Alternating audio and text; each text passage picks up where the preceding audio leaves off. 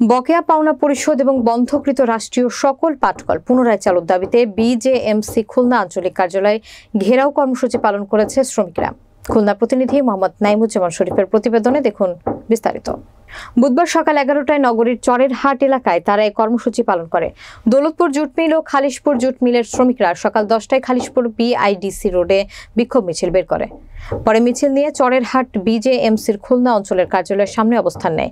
সেখানে শ্রমিকরা শ্রমিক সমাবেশ করে। সমাবেশে বক্তারা বলেন, 2015 সালে সরকার ঘোষিত মজুরি কমিশন করোনাকালীন 2 মাসের প্রণোদনা, 8টি ঈদ বোনাস এবং 60 দিনের পে নোটিশ পাওনা এখনো পরিশোধ হয়নি।